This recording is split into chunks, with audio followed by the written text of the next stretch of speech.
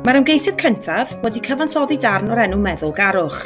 Darn ar gyfer y piano sy'n creu teimlad o lenyddwch gan y cordiau ar alaw o'r cychwyn.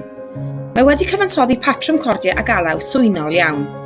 Mae trawsgyweiriad i'r cywair lleiaf yng nghanol y darn sy'n adlewyrchu sydd gall deimladau a meddyliau newid. Mae sylfaen gadarn yn y cyfansoddiad hwn i ddatblygu'r syniadau cerddorol ymhellach.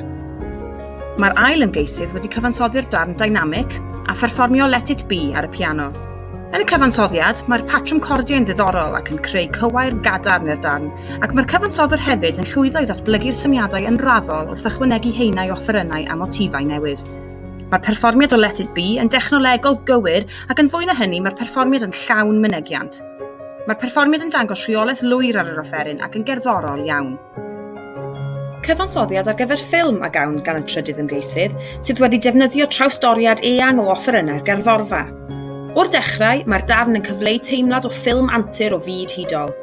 Mae'r cyfansoddwr wedi creu alaw gelfydd i gyfeiliant offerynnau pres ac mae'r alaw yn cael ei hefelychu gan offerynnau'r gerddorfa yn ei tro. Ceir newid naws i'r cywair mwyaf yng nghanol y darn cyn dychwelyd yn ôl i'r syniadau gwreiddiol. Ymgais dda ac eiddfed iawn. Cyfansoddiad sydd gan yr ymgeisydd olaf a'r teitl Y Vampyr. Darn tra wahanol i'r rhai cyntaf ac mae'r cywair lleiaf a chordiau anghytueniol yn adlewyrchu'r cymeriad tywyll. Ceir patrwm cordiau sy'n ailadrodd a motif alaw ddiddorol gyda chyfuniad o offerynnau addas sy'n gweddu at y naws. Ceir datblygiad o syniadau cerddorol gan drawsgyweirio tuag at ddiwedd y darn, ymgais dda iawn i gyfleu'r cymeriad. Diolch yn fawr i chi am rannu eich cyfansoddiadau a pherfformiadau gyda ni.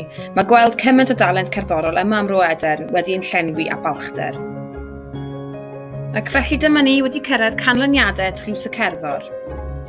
Yn gydradd drydydd, mae Glesni Beasley o Lys Taf am ei chyfansoddiad Y Vampyr ac Alice Jones o Lys Hafren am Meddwl Garwch. Yn ail, mae Thomas Spivey o Lys Taf am ei gyfansoddiad ffilm. Ac yn gyntaf, ac yn derbyn Tlws y Cerddor eleni, mae Jake Collins o Lys Hafren am ei berfformiad o Let It Be a'i gyfansoddiad dynamic. Llongyfarchiadau.